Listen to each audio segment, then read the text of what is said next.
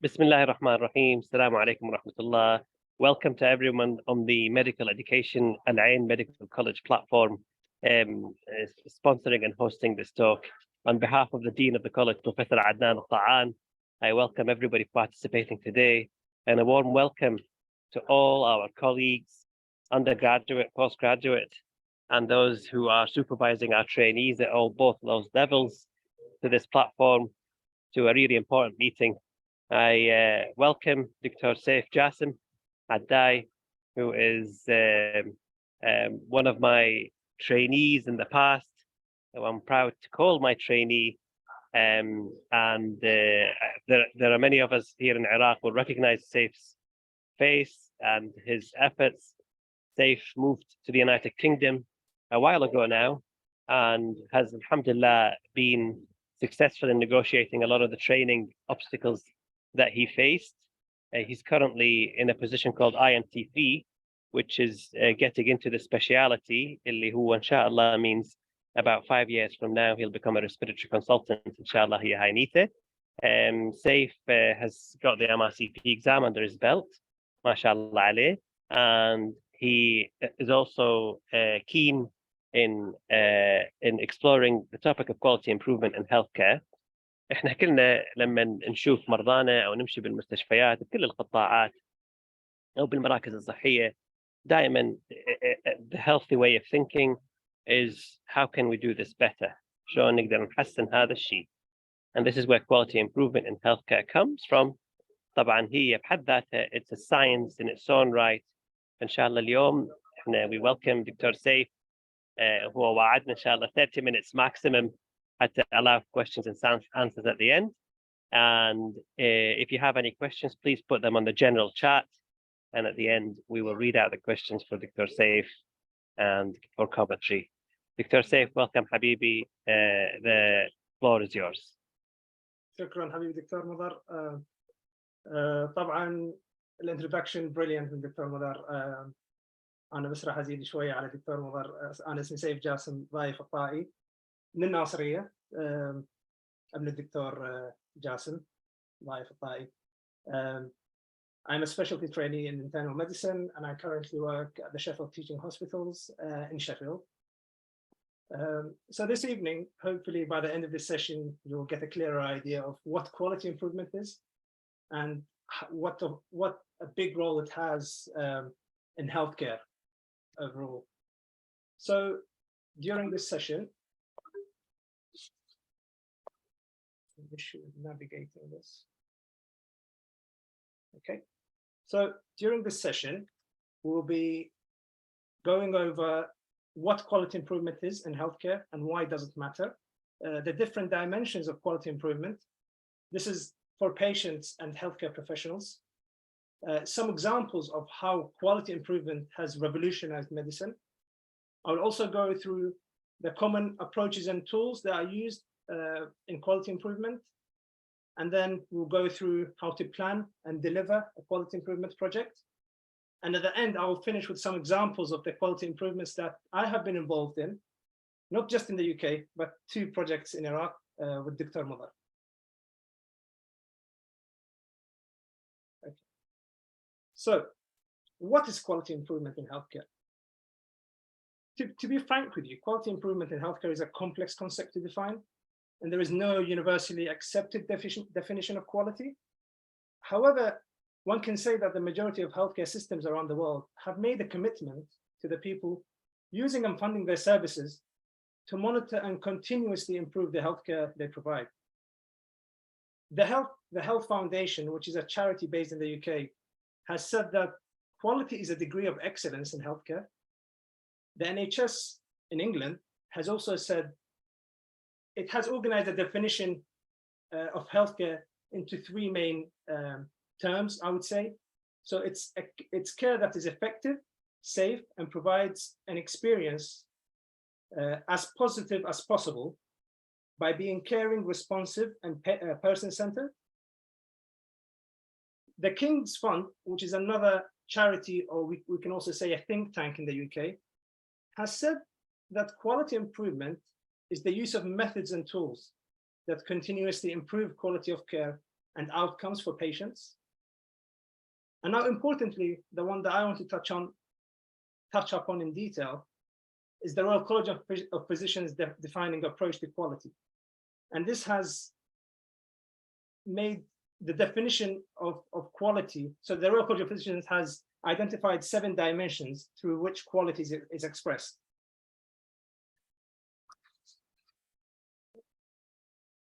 So if we look at this diagram, the 7 domains of quality are illustrated. And we'll start off with efficiency. So with efficiency, we mean by minimizing waste and maximizing benefits of resources. Moving on to timeliness, essentially it means reducing waits and harmful delays for patients. With safety, we mean that we're minimizing harm to staff and patients. With patient experience, it's all about care that is respectful and of responsiveness. When it comes to equity, it is care that does not vary in quality of outcome. So regardless of a patient's or their personal characteristics or the background they come from, or the time of day or week, the care that's provided, or even their socioeconomic status. And the effectiveness. So in effectiveness, what we are actually trying to mean here is care that is based on scientific knowledge and not something that's made up. And sustainability. So sustainability in care is care without compromising health and care provisions in the future. So we're making sure we're thinking about the future generation and not ourselves in this moment in time. What is really important is that the Royal College of Physicians goes on to say that quality is actually a continuous process, and it can range from unacceptable to outstanding. And also that quality improvement should aim to improve all the dimensions of quality, which we went through in the previous slide. So now, I get this question asked a lot of times. And to be frank with you, when I started in quality improvement, I couldn't differentiate between what quality improvement or clinical audit or research was. And hopefully in this slide, it will simplify and explain the difference between the three. So in quality improvement, we ask the question, how do we best actually improve? And when we talk about clinical audits, which can be incorporated as part of quality improvement, the question here is, how are we improving? And with research, however, the question is different. What new knowledge can we discover or acquire? So why does quality improvement matter? I think the overall aim is quite simple. It's to provide high quality care to patients and improve the healthcare of our population. So to provide high quality care to patients and improve their health overall.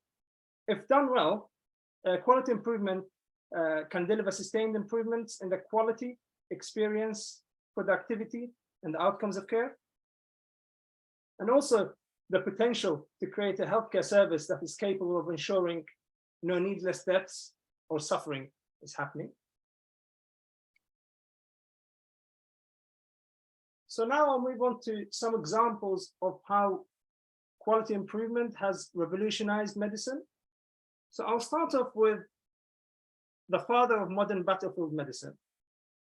This is Dr. Jonathan Letterman. So during the American Civil War in the 19th century, Dr. Letterman was tasked with improving the number of casualties in the American Civil War, on one side of the Civil War, to be precise. So what he did was he introduced a system of swift response hospital wagons, and these were called the ambulance corps, أو مثل ما احنا نقدر نقول بالعربي كتيبة الأمبولانس أو كتيبة الإسعاف أصح. And what they did was they assisted in the rapid removal of casualties from the field of battle. However, his important work came later on, when Dr. Letterman further devised a system to maximize the life-saving effects of wounded soldiers by actually specifying that soldiers who could survive with immediate attention should be given priority over those who had mortal or minor injuries. So rather than having a first come, first serve on a first come, first serve basis, the attention was moved to soldiers who could survive with immediate attention, who had injuries that needed immediate attention, rather than those who are already dead or had minor injuries who could wait. So how did this help modern medicine? Well, this came in the birth of the triage system. So this system of treatment priority is known as the triage system, though it would not gain that name until the First World War. The second important person that I wanted to give an example of that has revolutionized medicine is Florence Nightingale. And she's regarded as the pioneer of modern nursing. So Nightingale, before she became a nurse, she had a background in statistics, and she used her background to draw up diagrams and help her understand problems, set aims, assign metrics for improvement, and translate evidence into practice. And from that, she developed and implemented action plans to improve sanitation conditions, making hand washing, bathing, and other principles of asepsis and infection control mandatory. And this was used during the Crimean War. So her team applied these techniques, and what they did was fascinating, because through the introduction of asepsis and infection control, they managed to reduce hospital deaths by almost 2/3. However, her further work that didn't go unnoticed was the introduction of the Nightingale wards. So Florence Nightingale revolutionized hospital ward design. So she introduced large windows for better cross ventilation and abundance of natural daylight. Also, Nightingale believed that light and air quality played an important role in speeding patient recovery. And since then, numerous studies have shown that Nightingale was actually right. Patients in rooms with daylight and fresh air have quicker recovery time and need fewer painkillers. My third example that I wanted to share with you this evening is the checklist. This is an idea that has been brought from the aviation industry. So in the aviation industry, there's a pre-flight checklist, which is a list of tasks that should be performed by pilots and aircrew members prior to takeoff. Its main purpose is to improve flight safety by ensuring that no important tasks are forgotten. And failure to correctly conduct a pre-flight checklist using a checklist is a major contributing factor to aircraft accidents. So how was this used in medicine? Well, between 2007 and 2008, 8 hospitals across the world participated in a program called Safe Surgery Saves Lives. And this program was across, like I said, 8 hospitals around the world, including Jordan, Tanzania, Canada, Australia, the United Kingdom, the United States of America. And this was introduced by the WHO. So the program was simple. They wanted to implement a 19-item surgical checklist.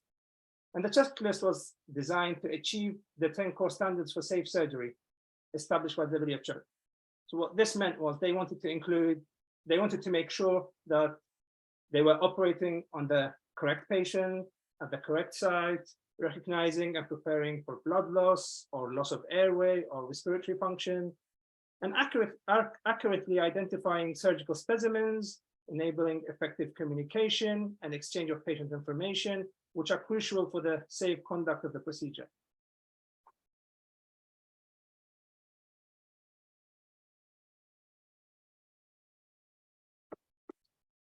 So now this idea has spread to the medical specialties.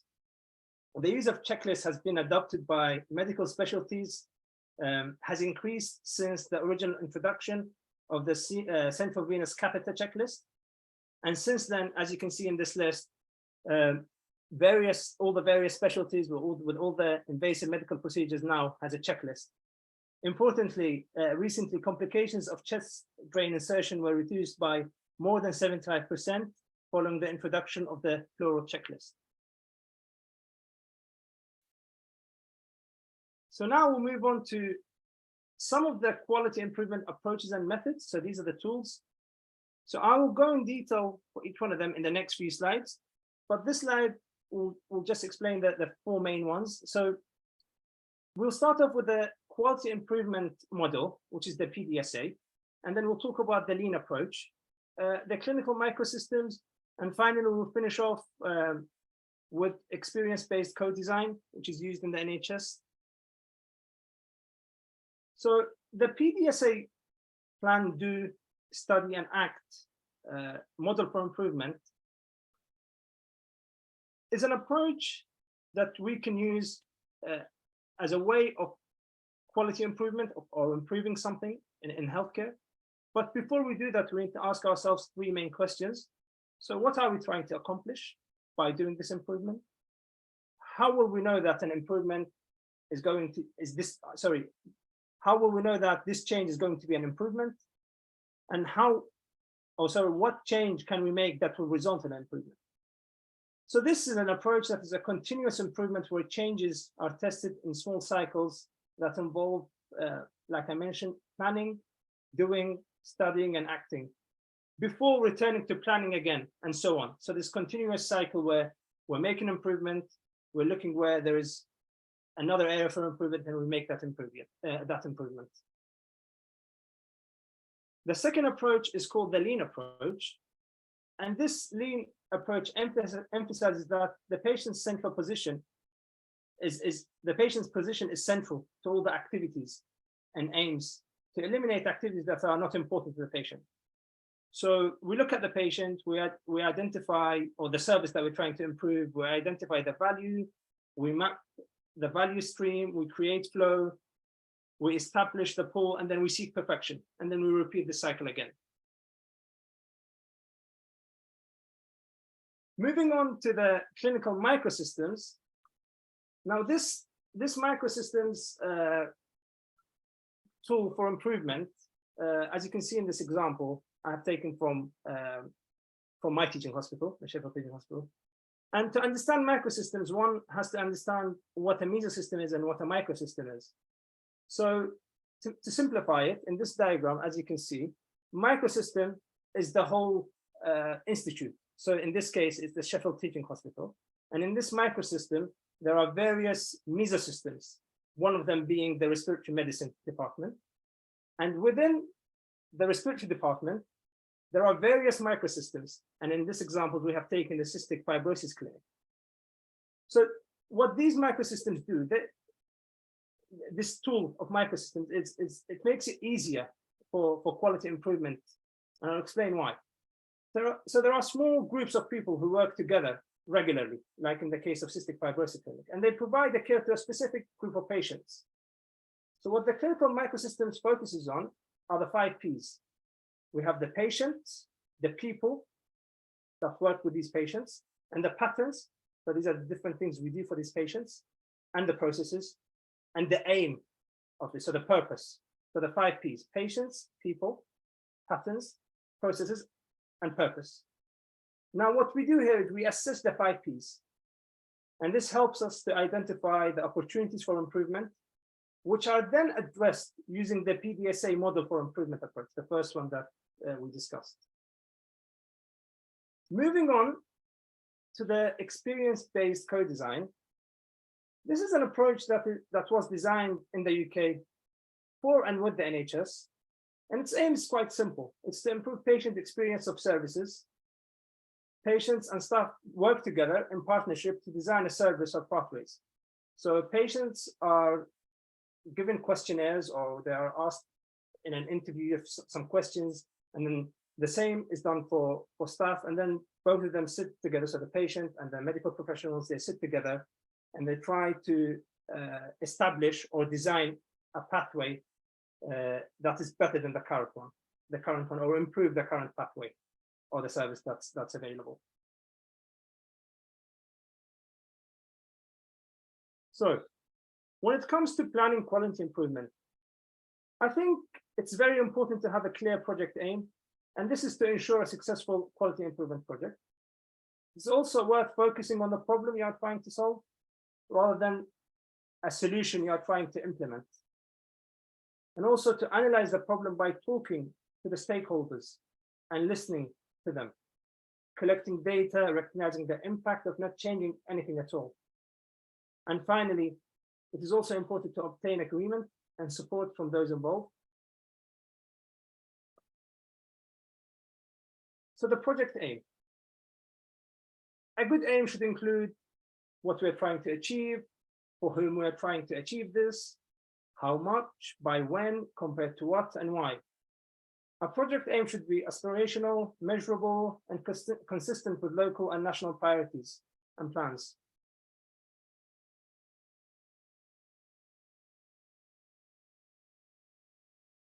So what is the purpose of a clear aim or a clear objective? It is to ensure that everyone is working towards the same goal and expectations. It is important to identify what is relevant to measure and to help avoid the project extending beyond a specific time frame or specific targets. Also, a good aim statement can help to motivate people about the project.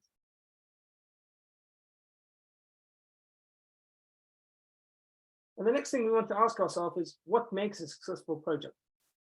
Okay, so I think it's very important that getting the right people involved from the start of the project, having a clear aim and a clear statement, having a real understanding of the current issue or the problem at hand,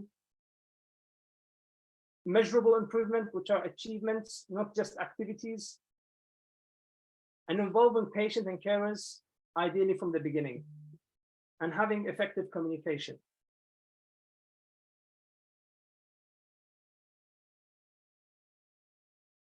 So now I'll move on to my involvement in quality improvement and clinical audits. So I'll start off with a project. So this was actually my first project in quality improvement in 2017 and 2018. So between 2017, I think the end of 2017 to mid 2018.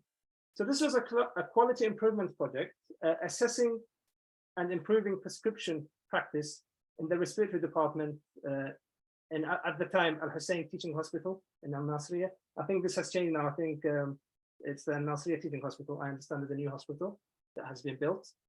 But this is back then when Al-Ayen, the respiratory department was based at the Al-Ayen Teaching Hospital. So what we did there, our aim was quite clear from the start. So the aim of the project was to assess the efficiency of prescription practice among junior and senior doctors.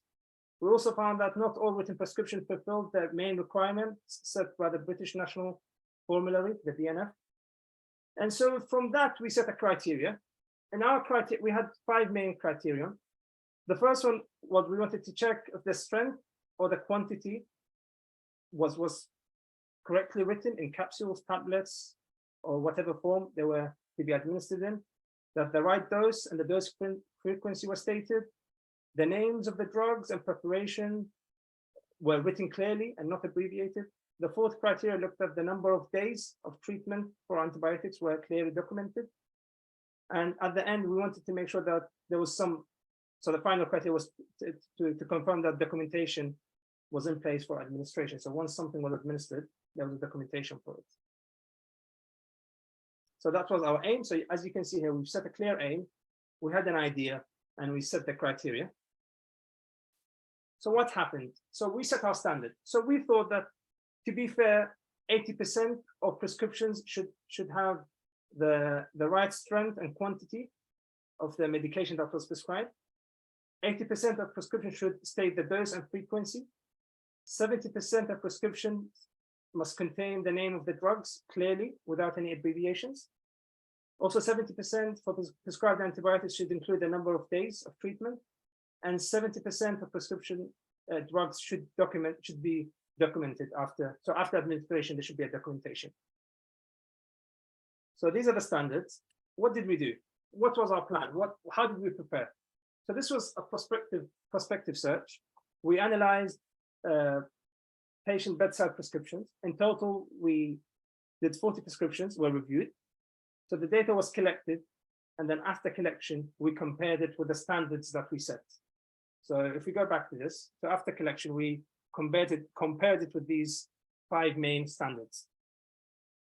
And then after that, we gave our recommendations after careful analysis of the data. So these are the results. So this is the results after the first clinical audit that we did. And as you can see, the standard, so on the column on the right-hand side is the standard that we set. And this is the result on the second column. So none of the criteria were met according to the standard. We fell below expectation for all the criteria that we set. So what did we do? So we needed to do something. And what we did here, we went back to the department, so the respiratory department. We sat down with the team. We had a meeting and we explained our findings. And then our recommendation was to introduce a new prescription sheet. And we wanted the senior, not just the senior, actually, the middle grade doctors to have a more role, more of an efficient way of prescribing and administrating medication. So senior figures in the department were the driving force, and we wanted to do a re-audit after 6 months. So I will now, in the next slide, show you our improvement. So this is what we did. So we introduced this new prescription form. So I think those of you who have worked in Mustashfa Al-Hussein, and I think this has been used now in the new hospital as well, from my understanding, in the respiratory department to be specific. So this is the prescription sheet that was introduced.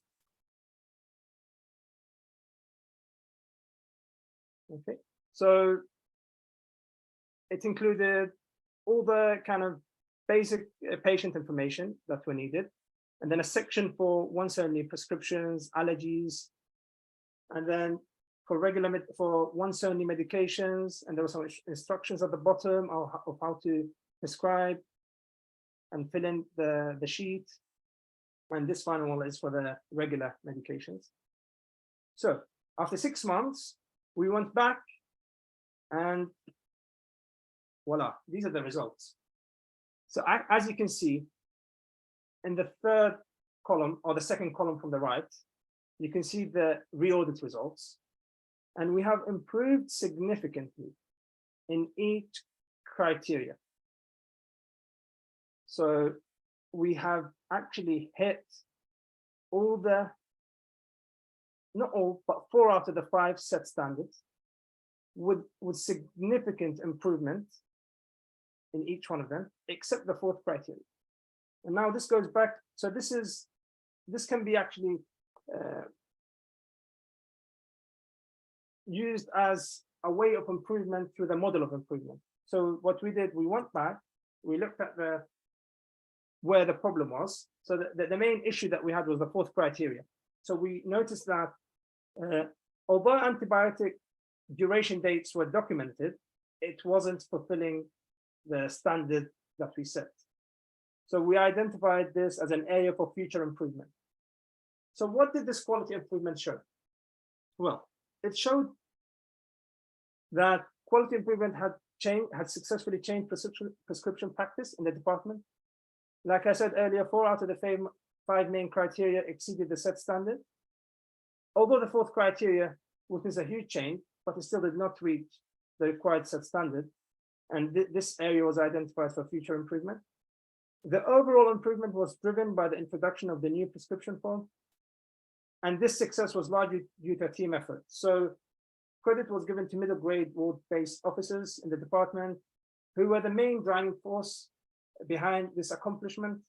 And they followed up junior and senior doctors and other medical staff to make sure that they are correctly filled, to make sure that the prescription forms were correctly filled. So since then, I've been involved in 3 other projects. The other one was actually in the Viqar Lung Diseases Center, and this was an asthma clinical audit. And in this audit, what we tried to look at was to assess the adherence of respiratory doctors in the center to the GINA, so the Global Initiative for Asthma guideline in patients with asthma. So managing patients who had asthma. The second project on this list is a medical handover checklist project. This is a project that I have been involved in the UK, in Rotherham Hospital. And this project, the idea for this project came about after working in the medicine department, and during handovers, I realized that actually the handovers were happening in a chaotic and organized manner. So we wanted to make the handovers more smooth and organized. And also, I also realized that in the UK here, so just to explain to our audience, in the UK here, the medical team are the cardiac arrest team in most hospitals. So the on-call medical team, they lead the cardiac arrest team. So the on-call medical team, who are the cardiac arrest team, is formed of 5 or 6 members. And usually the medical registrar leads this team. What I realized was when I was on call, I didn't know what my role was in the cardiac arrest team. So we would turn up to a cardiac arrest call and it would be chaotic. No one knows what their role was. So we made this checklist that actually hit 2 things at the same time. It made handover more fluent and smooth. And also at the end, it made sure that roles were allocated to the cardiac arrest team, and everyone knew what they were doing when they attended a cardiac arrest call. And the final one is a massive project that I have been involved in. Sorry, Ami, this is the last bit. Okay, 5 minutes. Okay. Probably less than that. The last one is a clinical microsystems project at the Sheffield teaching hospitals.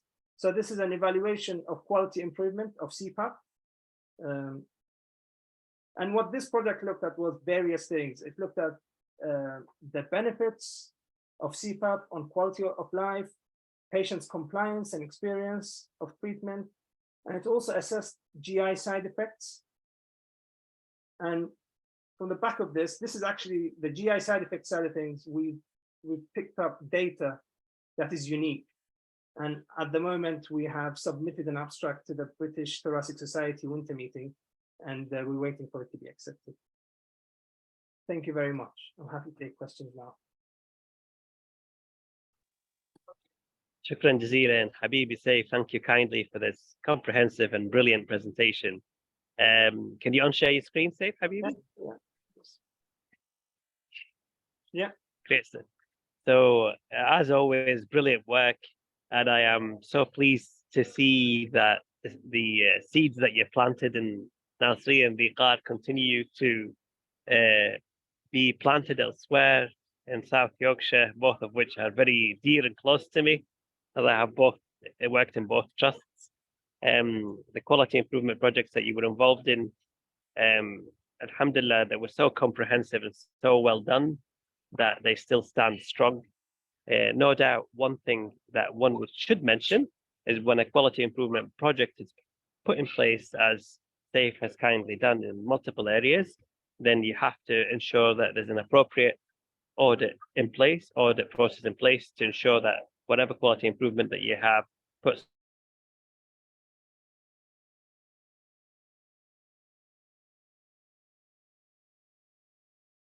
Habibi. I'm just looking at the chat. There's no questions at the moment, but I've got a question, which I know the answer to, but I thought we should share it with the audience. So when you set the standards, the audience looked at, you set, for example, legible prescriptions and other examples from the first project, for example, and some other examples, and you set the benchmark at 70%, 80%. Surely something as important as that, should it not be 100%, is the question. I think it's very difficult to have anything being 100% in medicine. I think this can be made better with the aid of technology. But when it comes to human errors or human mistakes and being busy with the job, mistakes will happen. So there is room for improvement, and I agree 100% that 100% can be set, but also we have to take into consideration what we're working with. Yeah, absolutely. So basically, Ceaf, what you're alluding to is a field we call, which is growing as well as quality improvement field, is called realistic medicine. And realistic medicine takes into account dysfunctional components of an existing system, and the fact that when people put so much effort in, asking them, asking them more than what they're able or capable of doing is not going to be attainable.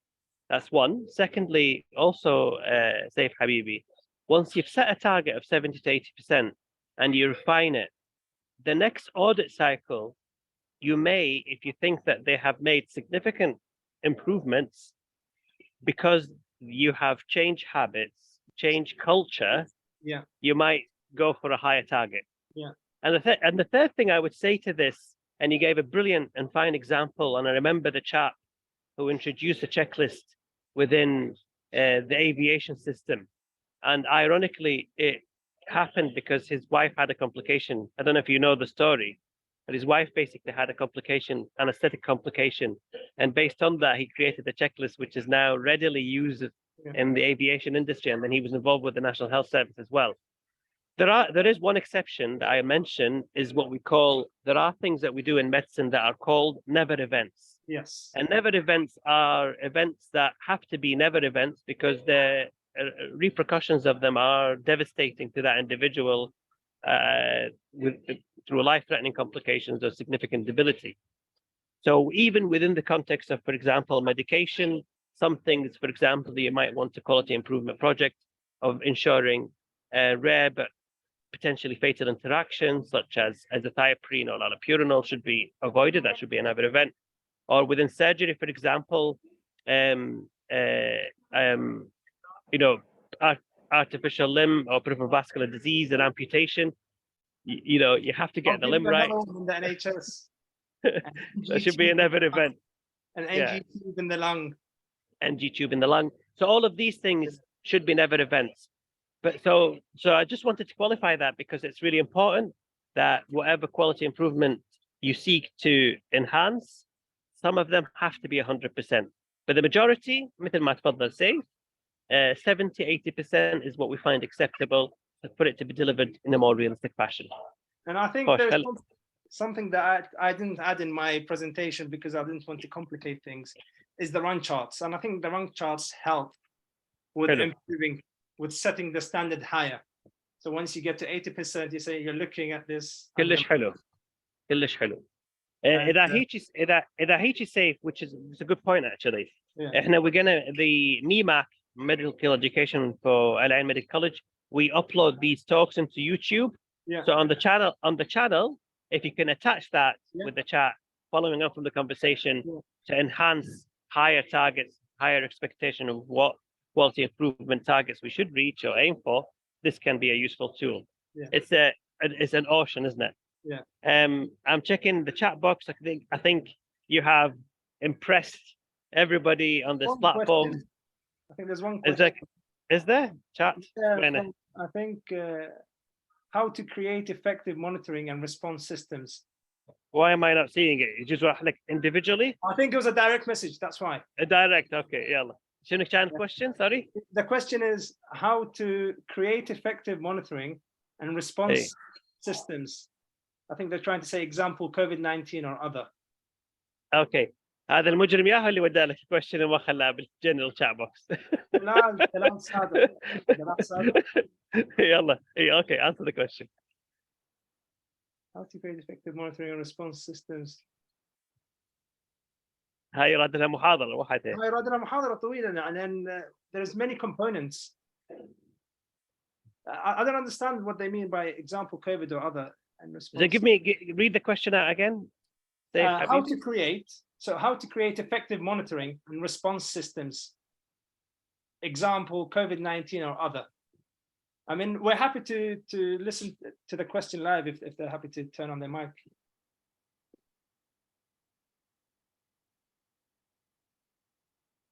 I think they're probably if they don't put the question or they don't come live, Yeah. what I would say to this is, I suspect reading between the lines Yeah. is basically the example that you gave of the Nightingale efforts to enhance the streamline, safer aspects, the models of how things run within a hospital setting.